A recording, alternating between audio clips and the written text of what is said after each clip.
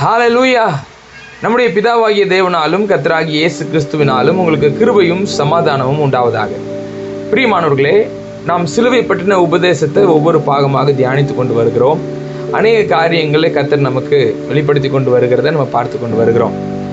பிதாவாகிய தேவன் குமாரனாகிய இயேசு கிறிஸ்துவை சிலுவையிலே மரிக்கும்படி ஒப்பு கொடுக்கிறார் என்றால், அதன் மூலம் என்ன ஒரு மிகப்பெரிய காரியம் நடந்து முடிந்திருக்கிறது, நிறைவேறப்பட்டிருக்கிறது. அதன் மூலம் இந்த மனுக்குலத்திற்கு எப்படிப்பட்ட ஒரு மாற்றம் கிடைத்திருக்கிறது என்கிற புரிதல் எல்லாம் நம்ம தியானித்து கொண்டே வருகிறோம். இந்த சிலுவை பற்றின உபதேசத்தை தியானிக்கும் பொழுதே அது ரட்சிக்கப்படுவர்களுக்கு தேவ பலனாக இருக்கிறது என்பதை, எவ்வளவு உண்மை என்பதை நம்ம புரிந்து கொண்டே வருகிறோம். ஸோ இப்போ இந்த கடைசி 2 பாகங்களாக சிலுவையில் இயேசு கிறிஸ்து பேசின வார்த்தைகளை குறித்து தியானிக்க ஆரம்பித்தோம். பிதாவே அவர்களுக்கு மன்னியும், தாங்கள் செய்கிறது இன்னதென்று அறியாதிருக்கிறார்களே என்கிற வார்த்தையின் மூலமாக மன்னிப்பு என்கிற தலைப்பில் நம்ம தியானித்தோம். முதல் வசனம், 2வது வசனம், அதாவது முதல் வார்த்தை 2வது வார்த்தை, 2வது வார்த்தையாக நாம் இன்றைக்கு என்னுடனே கூட நீ பரதீசில் இருப்பாய் என்று சொல்லி ரட்சிப்பின் ஒரு தலைப்பிற்கு கீழாக நம்ம 2ஆம் வார்த்தையை தியானித்தோம். தொடர்ச்சியாக இன்றைய தினத்தில் கூட 3ஆம் வார்த்தையாக நம்ம தியானிக்க இருப்பது யோவான் எழுதின சுவிசேஷம் 19ஆம் அதிகாரம் 26, 27 வசனங்களை வாசிப்போம். யோவான் எழுதின சுவிசேஷம் 19ஆம் அதிகாரம் 26, 27. அப்பொழுது இயேசு தம்முடைய தாயையும் அருகே நின்று தமக்கு அன்பாயிருந்த சீஷனையும் கண்டு தம்முடைய தாயை நோக்கி, ஸ்திரீயே, அதோ உன் மகன் என்றார். பின்பு அந்த சீஷனை நோக்கி, அதோ உன் தாய் என்றார். அந்நேரம் முதல் அந்த சீஷன் அவளை தன்னிடமாய் ஏற்றுக்கொண்டான் என்று சொல்லி வாசிக்கிறோம். 3வது இந்த இடத்துல நம்ம தியானிக்க இருக்கிற தலைப்பு என்னன்னா பராமரிப்பு. இந்த பராமரிப்பு என்கிற தலைப்பு கீழே பார்க்க போகிறோம். அதை கேர் டேக்கிங் என்கிற ஒரு மீனிங்கில் கூட அதை எடுத்துக்கலாம். பராமரித்தல், நம்ம அக்கறையோடு கவனித்து கொள்ளுதல் என்கிற அந்த புரிதலெல்லாம் இன்றைய நாள் தியானமாக நம்ம எடுத்துக்கொள்ளலாம். ஸோ அதை வேத வசனங்களோடு கொஞ்சம் ஆராய்ச்சி பண்ணி பார்க்கும் பொழுது இதிலிருந்து வருகிற செய்திகளை நாம் ஆவியானவர் துணையோடு நம்ம அதை விளங்கி கொள்ள முடியும். ஸோ இன்றைய நாளில் பராமரிப்பு என்கிற தலைப்பின் கீழாக நம்ம தியானிக்க போகிறோம். இங்கே நம்ம வாசித்த 2 வசனங்களை பார்க்குறோம். ஸ்திரீயே, அதோ உன் மகன் அப்படிங்கிற வசனமும், அதே மாதிரி அதோ உன் தாய் என்கிற வசனமும் நம்ம படிக்கிறோம். இதுதான் சிலுவையில் அவர் பேசின 3வது வார்த்தையாக நம்ம பார்த்து தியானிக்கிறோம்.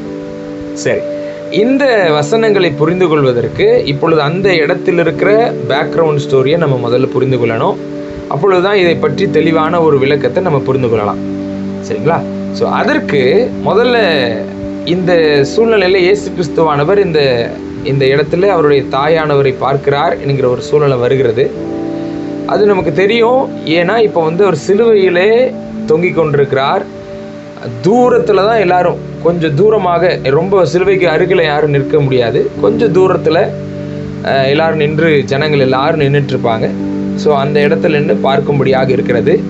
இப்போ இயேசு கிறிஸ்துவானவர் இவ்வளவு அடி வேதனைகள் பட்டு ரத்தம் சிந்த, உடம்பு முழுவதும் இரத்தத்தினாலே ரத்தம் சிந்தப்பட்டவராக, உடம்பு முழுவதும் இரத்தத்தினால மூடப்பட்டவராக தொங்கிக் கொண்டிருக்கிறார் சிலுவையில். வஸ்திரங்கள் எல்லாம் கலற்றப்பட்டு, அவமானப்படுத்தப்பட்டு, நிந்திக்கப்பட்டு, நொறுக்கப்பட்டவராக இப்பொழுது தொங்கிக் கொண்டிருக்கிறார். அப்பொழுது அவர் பார்த்து கொண்டிருக்கிற பார்வையில் யார் நிற்கிறதை பார்க்கிறார் என்றால், இப்பொழுது இயேசு கிறிஸ்துவின் தாயார் அவர்கள் நிற்கிறதையும் பார்க்கிறார். அதே போல அவருக்கு அன்பாயிருந்த சீஷன் என்று போடப்பட்டிருக்கிறது. யோவானை குறித்து சொல்லப்படுகிற வார்த்தை, அது நமக்கு தெரியும். அவனும் நிற்கிறதை பார்க்கிறார். இப்போ இவங்க 2 பேர் மட்டும்தான் இங்கே நிற்கிறாங்களா அப்படின்னு பார்த்தா இல்லை. ஸோ அதை குறித்த ஒரு புரிதல் வந்துச்சுன்னா, நம்ம இந்த யோவான் யார், யோவானுக்கு இப்பொழுது இயேசுவின் தாயாகிய மரியாளுக்கும் என்ன ஒரு ரிலேஷன் இதுக்கு முன்னாடி இருக்கிறது என்கிற ஒரு புரிதல் நமக்கு வரும். சரிங்களா? அதை குறித்து நம்ம விளங்கி கொள்ளணும்னா, யோவான் எழுதின சுவிசேஷம் 19ஆம் அதிகாரம் 25ஆம் வசனத்தை வாசிப்போம். யோவான் எழுதின சுவிசேஷம் 19ஆம் அதிகாரம் 25. இயேசுவின் சிலுவையின் அருகே அவருடைய தாயும் அவருடைய தாயின் சகோதரி கிலயோப்பா மரியாளும் மகதலேனா மரியாளும் நின்று கொண்டிருந்தார்கள். 3 மரியாள்கள் இப்பொழுது இங்கு நிற்கிறதை நம்ம புரிந்து கொள்கிறோம். இயேசுவின் தாயாகிய மரியாள், இயேசுவின் தாயின் சகோதரி கிளையோப்பா மரியாள், மூன்றாவது மகதலேனா மரியாள். 3 மரியாள்கள் இப்பொழுது இயேசுவின் சிலுவையின் அருகே நிற்கிறார்கள் என்கிற ஒரு புரிதல் இந்த வசனம் நமக்கு காட்டுகிறது. சரி, இந்த 3 மரியாள்கள் யார் யார் என்கிற புரிதலை நமக்கு தெரிந்திருக்கணும். அதை குறித்து இன்னும் விளங்கி கொள்ளணும்னா மத்தேயு எழுதின சுவிசேஷம் 27ஆம் அதிகாரம், மத்தேயு எழுதின சுவிசேஷம் 27ஆம் அதிகாரம் 56ஆம் வசனத்தை வாசிப்போம். மத்தேயு 27:56. அவர்களுக்குள்ளே மகதலேனா மரியாளும் யாக்கோபுக்கும் யோசேக்கும் தாயாகிய மரியாளும் செபதேயுவின் குமாரருடைய தாயும் இருந்தார்கள் என்று மத்தேயு பதிவிடுகிறார். நல்லா கவனிங்க. அவர்களுக்குள்ளே மகதலேனா மரியாள். இப்போ மகதலேனா மரியாள் நமக்கு தெரியும். அதே மகதலேனா மரியாள்ங்கிற வார்த்தையை தான் யோவான் எழுதின சுவிசேஷத்துலையும் போடப்பட்டிருந்துச்சு. மகதலேனா மரியாள் என்கிற வார்த்தை. இது இல்லாத இன்னும் 2 மரியாள்ல இயேசுவின் தாய் அப்படின்னு போடப்பட்டிருக்கிறத பார்க்குறோம் யோவான் எழுதின சுவிசேஷத்தில். இங்கே அதை எப்படி போடப்பட்டிருக்கிறது என்றால், யாக்கோபுக்கும் யோசேக்கும் தாயாகிய மரியாள். அதாவது இயேசு கிறிஸ்துவை பெற்றெடுத்த பிறகு மரியாளும் யோசேப்புமாக இணைந்து அவர்களுக்கு பிறந்த பசங்களை தான் யாக்கோபு யோசே அப்படின்னு போடப்பட்டு இங்கே மத்தேயு பதிவிடுகிறார். யாக்கோபுக்கும் யோசேக்கும் தாயாகிய மரியாள் அப்படின்னு போடுறார். இது இல்லாத இன்னொரு மரியாள் யாரு? செபுதேயுவின் குமாரருடைய தாய் அப்படின்னு போடப்பட்டிருக்கு. செபுதேயின் குமாரருடைய தாயை தான் யோவான் எப்படி போடுறாரு? யோவான் எப்படி அவர் வசனத்தில் எழுதப்பட்டிருக்கிறாரு? அவருடைய தாயின் சகோதரி கிளையோப்பா மரியாள் அப்படிங்கிற பெயரோடு குறிப்பிடுறார். தாயாகிய அந்த இயேசு கிறிஸ்துவின் தாயாகிய மரியாளுடைய சகோதரி கிளையோப்பா மரியாள். இந்த கிளையோப்பா மரியாளுக்கு தான் இங்க மத்தேயு எப்படி பதிவிடுகிறார் என்றால், செபுதேயுவின் குமாரருடைய தாய் அப்படின்னு பதிவிடுகிறார். சரிங்களா? இப்ப செபுதேயுவின் குமாரருடைய தாய், இந்த செபுதேயின் குமாரர் யாரு? அவங்க தான் நமக்கு நல்லா தெரியும் இல்லையா? யோவானும் யாக்கோபும். இயேசு கிறிஸ்துவோடைய நெருங்கிய 3 சீஷர்களாக அவர் மலைக்கு போய் ஜெபிக்கும் பொழுதும் சரி, அவர் மறுரூபம் பட்ட பொழுதும் சரி, அவர் கூட்டிக் கொண்டு சென்ற 3 பேர் யாருன்னா பேதுரு, யாக்கோபு, யோவான். இதில் அந்த யாக்கோபு யோவானும் தான் செபுதேயுவின் குமாரர்கள். இந்த செபுதேயுவின் குமாரர்களுடைய தாய் யாரு? இயேசு கிறிஸ்துவின் தாயாகிய மரியாளுடைய சகோதரி. அதனால தான் இப்போ இந்த யோவான் யாக்கோபு இயேசு கிறிஸ்துவோடைய கசின் பிரதர்ஸாக வராங்க. கசினாக நம்ம புரிந்து கொள்ளலாம். சரிங்களா? இப்போ இதே புரிதலோடைய மார்க்கு அவருடைய சுவிசேஷத்தில் பதிவிடுகிற வசனத்தை நம்ம படிக்கலாம். மார்க்கு 15ஆம் அதிகாரம் 40ஆம் வசனம். சில ஸ்திரீகளும் தூரத்திலிருந்து பார்த்து கொண்டிருந்தார்கள். அவர் கலிலேயாவில் இருந்தபோது அவருக்கு பின் சென்று ஊழியம் செய்து வந்த மகதலேனா மரியாளும் சின்ன யாக்கோபுக்கும் யோசேக்கும் தாயாகிய மரியாளும் சலோமே என்பவளும் என்று போடப்பட்டிருக்கிறத வாசிக்கிறோம்.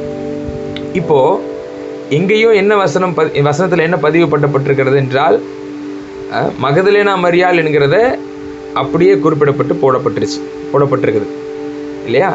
இது இல்லாம நம்ம இங்கே செபுதேயுவின் குமாரர்கள் அப்படின்னு போடப்பட்டிருக்கிற வார்த்தையில தான் நம்ம என்ன வாசிக்கிறோம்? சலோமே என்பவள் அப்படிங்கிறது குறிப்பிடப்பட்டிருக்கிறது இல்லையா? கிளையோப்பா மரியாள் அப்படின்னு போடப்பட்டிருக்கிறது பார்த்தீங்களா? இது என்ன அர்த்தம்னா, கிளையோப்பாவுடைய மனைவி. கிளையோப்பாங்கிறது புருஷனுடைய பெயர். நம்ம எப்படி புருஷனுடைய பெயர் பின்னாடி வைத்துக் கொள்வோமோ அந்த அர்த்தத்தில் குறிப்பிடப்பட்டிருக்கிறது கிளையோப்பா மரியாள். கிளையோப்பாவுடைய இங்கிலீஷில் குளோபஸோடைய ஒய்ஃப், அந்த மரியாளை குறிப்பிட்டு சொல்லப்படுகிறது.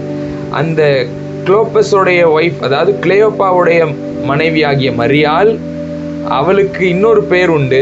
அதுதான் சலோமே என்கிற பெயர். அந்த சலோமியோடைய மகன்கள் தான் யாரு? இந்த யாக்கோபும் யோவானும்.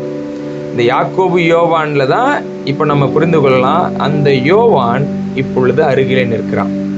அப்போ இந்த யோவானுடைய தாயாரும் அருகில தான் நிற்கிறாங்க. அதை நீங்க தெளிவா புரிந்து கொள்ளணும். இந்த நேரத்துல யோவானுடைய தாயாரும் அருகிலேயே தான் நிற்கிறாங்க இல்லையா? அவங்கள தான் வசனம் சொல்லுகிறது சலோமே என்னப்பட்ட மரியாள், கிளேயோப்பா மரியாள், இல்லை இந்த செபுதேயுவின் குமார்கள் என்று போடப்பட்டிருக்கிறதுல புரிந்து கொள்ளலாம். ஸோ இந்த பின்னணியில தான் இப்போ நம்ம வாசிச்சு நம்ம பார்க்க போறோம். சரிங்களா? சரி, அப்போ யோவான் இருக்கிறார். யோவானுக்கு அருகில் இந்த ஸ்திரீகள் எல்லாரும் நிற்கிறாங்க. அதாவது யோவானை பெற்றெடுத்த தாயும் நிற்கிறார்கள். இப்பொழுது இயேசு கிறிஸ்துவின் தாயாகிய மரியாள், அதாவது சின்ன யாக்கோபு, யோசே என்கிறவர்களுடைய தாய், அதாவது இயேசு கிறிஸ்துவுக்கு பின்னாடி பிறந்த சகோதரர்களுடைய தாயும் நிற்கிறார்கள். கூட மகதலேனா மரியாளும் இருக்கிறார். இந்த நேரத்துல தான் இப்பொழுது இயேசு கிறிஸ்து பார்க்கிறாரு. அவருடைய பார்வை இப்பொழுது தாயாகிய மரியாளை பார்க்கிறது. சரி, இப்போ இந்த புரிதலோடு பார்க்கிறோம். இப்போ இதிலிருந்து நமக்கு என்ன செய்தியை நம்ம எடுத்துக்கொள்ள போகிறோம் அப்படிதான் நம்ம பார்க்கணும். ஸோ முதல் எடுத்த உடனே அவர் நம்மை பராமரிக்கிறவர், நமக்கு கேர் பண்றவர், நம்மளை அக்கறையோடு பார்க்கிறவர், கவனிக்கிறவர் என்கிற புரிதலை இந்த 3ஆம் வார்த்தையிலிருந்து நம்ம முதல் செய்தியாவே எடுத்துக்கொள்ளலாம். சரிங்களா? நம்ம எல்லார் மேலையும் அவர் அக்கறையுடையவராக இருக்கிறார், நம்மை பராமரிக்கிறவராக இருக்கிறார், அவரே நம் மேய்ப்பனாக இருக்கிறார் என்றெல்லாம் நம்ம சொல்லலாம். சரிங்களா? அப்போ இந்த பராமரிக்கிற விஷயம், அவருடைய பெற்றெடுத்த தாயாரை பார்க்கிறாரு. அவங்க கண்டிப்பா அழுது கொண்டு நின்றுட்டு இருந்திருப்பாங்க, வேதனையோடு இருந்துட்டு இருப்பாங்க. இதை குறித்து சிமியோனும் தேவாலயத்தில் இருக்கும்போது தீர்க்கதரிசனம் உரைத்ததெல்லாம் லூக்கா எழுதின சுவிசேஷம் 2:35 வாசிப்போம். உன் ஆத்துமாவையும் ஒரு பட்டயம் உருவி போகும் அப்படின்னு சொல்லுவார், குழந்தைய இயேசு கிறிஸ்துவ தூக்கிட்டு போகும்போதே. அது என்ன சூழ்நிலை, எந்த நாள்? அது இந்த நேரத்தின் இந்த தருணம் தான். ஒரு பட்டயம் உருவி போகிற சூழ்நிலையில இப்போ ஒட்டஞ்சு போய் நிற்கிறாங்க தாயாகிய மரியாள். இப்போ இவங்க நிற்கும் பொழுதே இவங்களுடைய சூழ்நிலை இல்லைன்னா, இவருடைய கணவராகிய யோசேப்பு ஆல்ரெடி அவர் மரித்து போயிருக்கிறார். இப்பொழுது அவர்கள் விதவையாகிய தாயா தான் நிற்கிறாங்க. யூத கலாச்சாரத்தின்படி விதவையானவளுக்கு மகன்கள் இருந்தாங்கன்னா அதுல மூத்த மகன் தான் அவர்களை பராமரிக்க வேண்டும். இது யூத கலாச்சாரத்தின் முறைமை. மூத்த மகன் தான் விதவையாகிய தாயை பராமரிக்க வேண்டும். இப்ப அந்த மூத்த மகனுடைய வீட்டில தான் இந்த விதவையாகிய தாயாலும் இருக்கும்படியான ஒரு நியமம் இருக்கிறது. ஸோ இப்போ இயேசு கிறிஸ்துவானவர் எங்கெங்கெல்லாம் போனாரோ அங்க இப்பொழுது தாயாகிய மரியாளும் கூடயே போய்கிட்டே இருந்தாங்கிறதெல்லாம் நமக்கு தெரியும். ரொம்ப நம்ம அநேக இடங்கள்ல படித்திருப்போம். இப்பொழுது பராமரிக்க வேண்டிய மூத்த மகன் இப்பொழுது இல்லை, இப்போ மரிக்க போகிறார். அவர் சிலுவையில தொங்கிக் கொண்டிருக்கிறார். அவர் இப்பொழுது தன்னுடைய தாயை பராமரிக்கிற பொறுப்பை அவர் அப்படியே விட்டுட்டு போகாம அவருடைய சகோதரர்களுக்கு கொடுத்திருந்திருக்கலாமே. அதாவது அடுத்த நமக்கு யோசனை என்ன வரும், அவருக்கு பிறகு இந்த தாயாருக்கு அடுத்த மகன்களா இருக்கிற யாக்கோபு, யோசே என்கிற அவர்களுக்கு கொடுத்திருக்கலாமே அப்படின்னு நம்ம வாசிக்கிறோம்னா, யோசிச்சு பார்க்கணும்னா, இந்த இடத்துல என்ன இது வரைக்கும் இருக்கிற நிலைமை என்னன்னா, இயேசு கிறிஸ்துவுக்கு அடுத்ததாக பிறந்த இந்த மரியாளுக்கு இயேசு கிறிஸ்துவை பெற்றெடுத்ததற்கு பிறகு பிறந்த யாக்கோபு, யோசேவும் அவர்கள் இயேசு கிறிஸ்துவை இன்னும் சரிவர முழுமையாய் புரிந்து கொண்டு தேவனாக இன்னும் அவர்கள் ஏற்றுக்கொள்ளலை. அவர்களுக்கும் இன்னும் விசுவாசம் இல்லாமல் இருந்தது. அப்படி பல வசனங்கள் அதையும் அடையாளத்துவப்படுத்தி நம்ம பார்க்க முடியும். இயேசு கிறிஸ்துவை அவருடைய சகோதரர்களே இன்னும் நம்பாம இருந்தாங்க அப்படிங்கிறதற்கெல்லாம் ஏராளமான வசனங்களை நம்ம படிக்க முடியும். அந்த வசனங்களும் நமக்கு ஆதாரமாக அதை தான் விவரித்து கூறுகிறது. அவங்களே இன்னும் அவரை நம்பலைங்கிற ஒரு விஷயம். இப்போ இந்த புரிதலோடு இருக்கும் பொழுதுதான் இப்போ நம்ம பக்கத்துல யார் நிற்கிறத பார்க்கிறோம், யோவான் நிற்கிறத பார்க்கிறோம். யோவான் எப்படிப்பட்ட சீஷனா இருக்கிறாருன்னு வசனத்துல வாசிக்கிறோம்னா, அவருக்கு தமக்கு அன்பாயிருந்த சீஷன் என்கிற ஒரு வார்த்தையை அங்க வாசிக்கிறோம். தமக்கு அன்பாயிருந்த சீஷனையும் கண்டு அப்படின்னா பாருங்க, இந்த யோவான் இயேசு கிறிஸ்துவோடு சீஷனாக அவர் நடந்து கொண்டு போய் கொண்டிருக்கிறார். இந்த ஒரு தருணத்துல குழந்தை பருவத்திலிருந்தே இயேசு கிறிஸ்துவை பார்த்துக்கிட்டு இருக்கிற மனிதனாகவும் இருப்பாரு இதே யோவான், இல்லையா? செபுதேயுவின் குமாரர்கள் உறவினர்கள் முறைதான். ஆல்ரெடி சிறு வயது முதலே இவங்க எல்லாரும் பண்டிகை நாட்களுக்கு எருசலேமுக்கு பயணித்து வந்து தேவாலயத்துக்கு வந்துட்டு போயிட்டு இருக்கிற கூட்டத்தோடு வந்து ஒரு ஃபேமிலி, ஒரு ஒரு கெட் டுகெதராக இவங்க ஃபேமிலியாக வந்து இந்த தேவாலயத்துக்கு ஒன்றா வந்துட்டு போகிற பழக்கமுடையவர்கள் தான். சிறு வயதுலேருந்தே யோவான் இயேசு கிறிஸ்துவை பார்த்துக்கிட்டே இருக்கிறவராக தான் இருந்திருப்பார். என்ன ஒரு அனுபவமோ இல்லை. இப்போ புரிந்து கொள்கிற விஷயம் என்னன்னா, அவர் இயேசு கிறிஸ்துவை மிகவும் மிகவும் நேசிக்கிறவராக இருக்கிறார். அதிகமாக இயேசு கிறிஸ்துவின் இடத்துல அன்பு கூறுகிற ஒரு சீடனாக இருக்கிறார். அந்த அர்த்தத்துல தான் தமக்கு அன்பாயிருந்த சீஷன் என்று யோவானை குறித்து போடப்படுறத வாசிக்கிறோம். யோவான் வந்து இயேசு கிறிஸ்து மேல ரொம்ப அன்புடைய பாசமுடைய ஒரு சீடனாக இருக்கிறார். அது அநேக இடத்துல அவருடைய மார்பிளை சாய்ந்து கொண்டிருந்த சீடன்லாம் கூட அவருக்கு பேர் இருக்குது. ரொம்ப ரொம்ப அவர் மேல நேசத்தோட கூடயே இருக்கிற நபர். இப்பொழுது மற்ற எல்லா சீஷர்களும் அவங்க இப்போ இந்த இடத்துல இருக்கும்படியா வசனம் இல்லை. இதுவும் எதை குறிக்குதுன்னா, அந்நாட்களில் வந்து அந்த வேதனையை பார்க்கிறதற்கு அவன் நெருங்கினவர்கள் அதிகம் வரமாட்டாங்க என்கிற ஒரு எண்ணமும் சொல்லப்படுவது உண்டு. பயத்திலோ இல்லை பார்ப்பதின் வேதனை நிமித்தமோ மற்ற சீடர்கள் அருகில் இல்லை. இப்போ கஷ்டத்தின் நேரத்தில், இவ்வளோ வேதனை நேரத்திலும் யோவான் என்கிற அன்புள்ள சீடன் மட்டும் இப்போ அவர் பக்கத்தில் வந்து நிற்கிறத அவரும் பார்க்கிறார். யோவானை பற்றி நல்லா அவருக்கு தெரியும். அதனால தான் தமக்கு அன்பாய இந்த சீஷனையும் கண்டு ரெண்டு பேரையும் பார்க்கிறாரு. இவ்வளோ ஒரு சூழ்நிலை அவருக்கு அப்பவும் தன்னுடைய தாயை பராமரிக்கணும், உலக பிரகாரமாக இன்னும் அந்த பராமரிக்கும் விஷயத்தையும் செய்திடணும் அப்படிங்கிறதுல அவர் ரொம்ப கவனத்தோடு தான் இதை செய்கிறார். என்ன பண்ணுறாரு? கைவிட்டுட்டு போகிற மாதிரி இல்லாமல், ஸ்திரீயே அதோ உன் மகன் என்று சொல்லி ஒரு ஒரு ஒரு பந்தத்தை ஏற்படுத்தும்படியாக, ஒரு பராமரிக்கிறதற்கென்று ஒருவன் இருக்கிறார் என்று சொல்லி அவர் காட்டுறாரு. அதே மாதிரி அந்த சீஷனையும் நோக்கி அதோ உன் தாய் என்றார். இப்போ அந்த சீஷனுக்கு வேற தாய் இல்லையான்னு பார்த்தா இல்லை, தாயெல்லாம் இருக்கிறாங்க. இருந்தாலும் இப்போ இந்த இடத்துல நீ தாயாகவே பார்க்கும்படியான ஒரு நபராகவே, உன்னுடைய சொந்தமான உன் தாயோடைய சகோதரி தான், ஸோ உன்னுடைய தாயாவே நீ பார்க்கலாம் அப்படிங்கிற அந்த அர்த்தத்தையும் இங்கே மறுபடியும் நினைப்பூட்டுறார் அந்த சீஷனுக்கு. இது நமக்கு தெரிந்த விஷயம். இப்போ அந்த பந்தம் ஏற்படுத்தப்படுகிறது, அந்த பராமரிப்பு கிடைக்கிறது. ஸோ இதிலிருந்து நமக்கு என்ன ஒரு மிகப்பெரிய செய்தின்னு எடுத்துக்கலான்னா, அவருடைய தாயை வந்து அப்படிப்பட்ட நேரத்தில் பராமரிக்கிறதற்கு அவருடைய எண்ணம் கவனம் செல்லுகிறது என்றால், நம்மை அவர் பராமரிக்கிறதற்கு அவர் மறப்பாரா அப்படின்னு கேள்வி கேட்கணும்னா, கண்டிப்பாக மறப்பதில்லை. அவர் நம்மளுடைய நிலைமையை நன்கு அறிந்திருக்கிறார். நம்மை அவர் பராமரிக்கிறவராக இருக்கிறார். ஏன்னா இயேசு கிறிஸ்துவின் வார்த்தைகளுக்கு செவி கொடுத்து இயேசு கிறிஸ்துவை பின்பற்றுகிறவர்களாக இருக்கிறவர்களுக்கு தேவனுடைய பராமரிப்பு என்றென்றைக்கும் நமக்கு உண்டாயிருக்கிறது. அதுதான் நம்ம இன்னைக்கு தெரிந்து கொள்ள வேண்டிய முதல் செய்தி. நமக்கு அவருடைய பராமரிப்பு எப்பொழுது இருக்கிறது? அவர் நம்மை கைவிடுகிறதே இல்லை. அவர் நம்மையும் அவருடைய தாயாகவும் சகோதரராகவும் பாவித்து நம்மை அவர் அக்கறையோடு நடத்துகிறவராக இருக்கிறார். எந்த அளவுக்கு அக்கறையோட இருக்கிறார்னா, அவருடைய தாயாகிய மரியாதை விடவே நம்மளை அதிகமாய் பராமரிப்பதற்கு அவர் அக்கறையுடையவராக இருக்கிறார். ஏன் நான் இது இப்படி சொல்றேன்னா, லூக்கா எழுதின சுவிசேஷம் 8ஆம் அதிகாரம் 19ஆம் வசனத்திலிருந்து வாசித்தோம்னா, லூக்கா எழுதின சுவிசேஷம் 8ஆம் அதிகாரம் 19ஆம் வசனத்திலிருந்து, அப்பொழுது அவருடைய தாயாரும் சகோதரரும் அவரிடத்தில் வந்தார்கள். ஜனக்கூட்டத்தினாலே அவர் அண்டையில் அவர்கள் சேரக்கூடாது இருந்தது. அப்பொழுது உம்முடைய தாயாரும் உம்முடைய சகோதரரும் உம்மை பார்க்க வேண்டும் என்று வெளியே நிற்கிறார்கள் என்று அவருக்கு அறிவித்தார்கள். அதற்கு அவர், தேவனுடைய வசனத்தை கேட்டு அதன்படி செய்கிறவர்களே எனக்கு தாயும் எனக்கு சகோதரருமாய் இருக்கிறார்கள் என்றார். ஸோ இந்த வசனம் பாருங்க, அதாவது சாதாரணமான மனிதனா இருந்தா எப்படி சொல்லலாம்னா, வெளியில் இருக்கிற மனுஷனுக்கே இவர் இந்த அளவுக்கு உதவுறாருன்னா, தன்னுடைய சொந்த அம்மாவா இருந்தா எந்த அளவுக்கு உதவுவார் அப்படின்னு சாதாரண மனிதர்களை பத்தி பேசுறவங்களா இருந்தா நம்ம பேசுவோம்.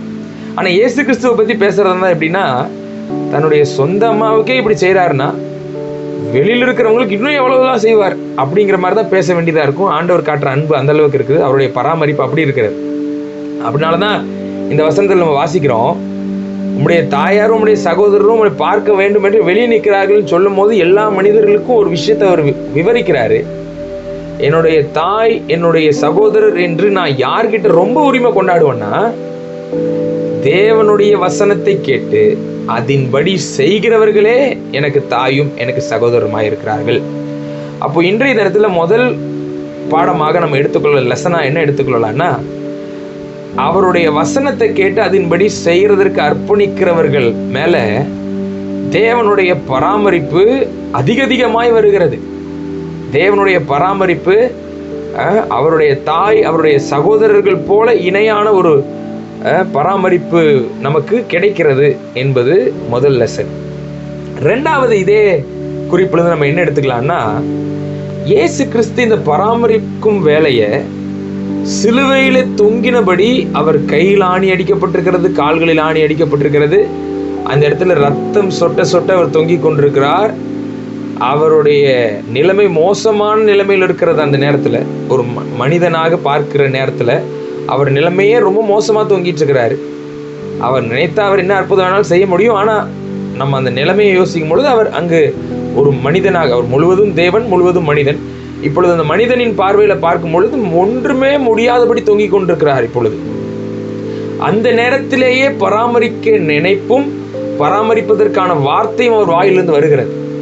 அவர் வாயிலிருந்து அந்த வார்த்தை வந்துவிட்டாலே நமக்கு வேண்டிய பராமரிப்பு நமக்கு கிடைத்து விடும் என்பதுதான் நிச்சயம்.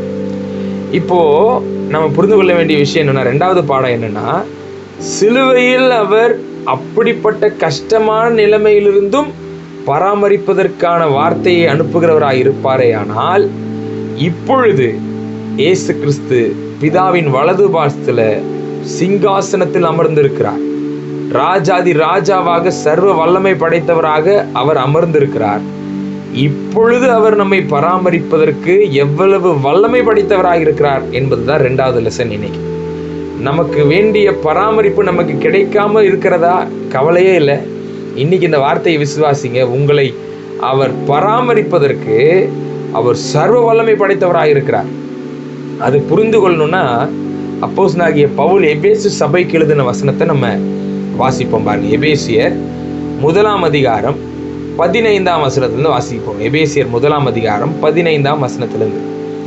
ஆனபடியினாலே கர்த்தராகிய இயேசுவின் மேலுள்ள உங்கள் விசுவாசத்தையும் பரிசுத்தவான்கள் எல்லார் மேலும் உள்ள உங்கள் அன்பையும் குறித்து நான் கேள்விப்பட்டு இடைவிடாமல் உங்களுக்காக ஸ்தோத்திரம் பண்ணி என் ஜெபங்களில் உங்களை நினைத்து, நம்முடைய கர்த்தராகிய இயேசு கிறிஸ்துவின் தேவனும் மகிமையின் பிதாவுமானவர் தம்மை நீங்கள் அறிந்து கொள்வதற்கான ஞானத்தையும் தெளிவையும் அளிக்கிற ஆவியை உங்களுக்கு தந்தருள வேண்டும் என்றும், நல்ல கவனிங்க, தாம் நம்மை அழைத்ததினாலே நமக்கு உண்டாயிருக்கிற நம்பிக்கை இன்னதென்றும், பரிசுத்தவான்களிடத்தில் தமக்கு உண்டாயிருக்கிற சுதந்திரத்தினுடைய மகிமையின் ஐஸ்வர்யம் இன்னதென்றும், தாம் கிறிஸ்துவை மரித்தோரிலிருந்து எழுப்பி அவரிடத்தில் நடப்பித்த தமது பலத்த சத்துவத்தின் வல்லமையின்படியே விசுவாசிக்கிறவர்களாகிய, கவனிங்க, விசுவாசிக்கிறவர்களாகிய நம்மிடத்திலே காண்பிக்கும் தம்முடைய வல்லமையின் மகா மேன்மையான மகத்துவம் இன்னதென்றும் நீங்கள் அறியும்படிக்கு அவர் உங்களுக்கு பிரகாசமுள்ள மனக்கண்களை கொடுக்க வேண்டும் என்று வேண்டிக் கொள்ளுகிறேன்.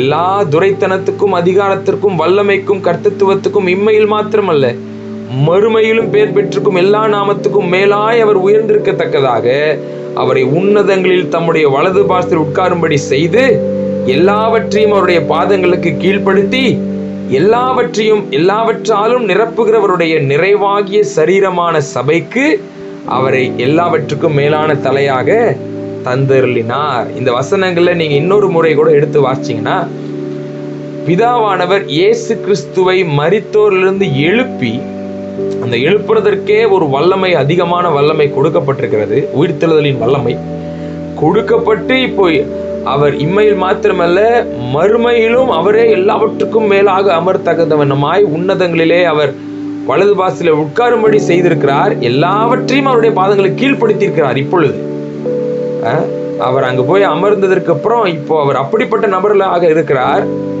எல்லாவற்றாலும் நிரப்புகிறவருடைய அப்படிங்கிற வார்த்தை வந்துருச்சு இப்ப அவருக்கு. பாருங்க, நம்ம அவருடைய சபையா இருக்கிறோம். அவருடைய சரீரமான சபை. நமக்கு அவர் தலையா இருக்கிறாருன்னா நம்மளை பராமரிக்கும் விதம் பாருங்க.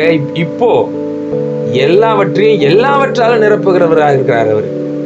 அப்போ இந்த சிலுவையில தொங்கும் பொழுதே அவர் பராமரிப்பதற்கு அவருடைய வார்த்தையை அனுப்புகிறவராயிருந்தால், இப்பொழுது அவர் நம்மை பராமரிப்பதற்கு அவர் எவ்வளவு வல்லமை மிக்கவராக, அவர் எல்லாவற்றையும் நிரப்புகிறவராக இருக்கிறார் என்கிற புரிதல் நமக்கு வரணும். பாருங்க, இதுலதான் பிலிப்பியர்ல நம்ம வாசிக்க முடிய தெரிந்த வசனம், என் தேவன் தம்முடைய ஐஸ்வர்யத்தின்படி உங்கள் குறைவை எல்லாம் கிறிஸ்து இயேசுவுக்குள் மகிமையிலே நிறைவாக்குவார். இல்லையா? இது ரொம்ப ரொம்ப தெரிந்த வசனம். நம்மளை பராமரிக்கிற விதத்துல அவர் நம்மளை திருப்தியா வச்சுக்குவாரு, நம்மளை நிறைவாக்குவாரு.